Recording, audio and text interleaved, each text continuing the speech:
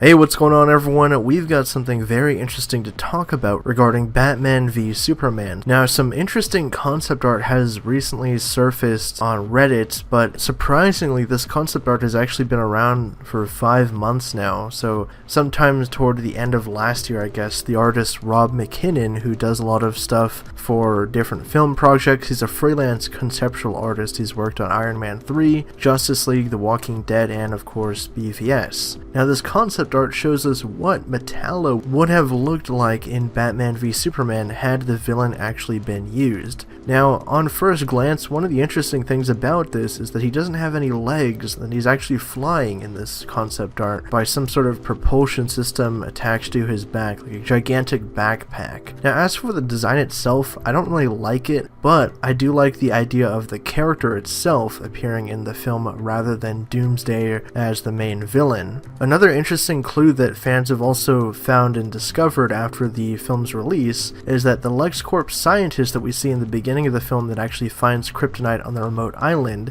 is Dr. Emmett Vale, who in the comic books was the scientist who created Metallo. Now, it's obvious that they wouldn't have used the John Corbin version of Metallo, as they were going to use Wallace Keef, who was the disabled character that we see in Batman v Superman, who has a hatred for Superman and shows up at the congressional hearing when the bombing goes off, and we also see in the prologue that he used to work for Wayne Enterprises. So honestly, this is some pretty interesting concept art, and makes me wish that we would have gotten this version of the film. I was talking to some of the other hybrid guys, and was saying that instead of using Doomsday and Wonder Woman, that they had used Metallo and kept the film much more streamlined in terms of the narrative. It also would have made the conflict a lot more personal, as Metallo would have had a personal grudge against both Batman and Superman in the film, because essentially he thinks that Bruce Wayne, kind of wrote him off and didn't send him any more checks or anything like that, kind of abandoned him after what happened to him in the accident in Metropolis, and he hates Superman because Superman is the one that was responsible for him losing his legs in the Battle of Metropolis. So I honestly think that this villain would have had just so much more of a personal connection to both of the heroes, and would have made the film much more strong and compelling in that aspect. You could have had someone like Lex Luthor pulling the strings from behind, causing Metallo to get augmented like this, his scientists working on him having the kryptonite weapons and everything, and he would have played a formidable match against both Batman and Superman.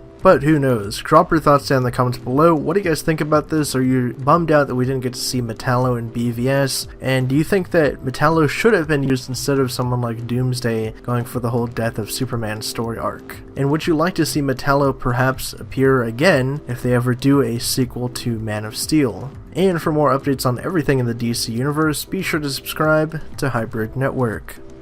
Thank you guys again for checking this video out. If you want to get even more updates from us, check out our social media platforms, our website for news and editorials, and if you want to see our content improve and help us out, donate to us on our Patreon and you can get exclusive rewards.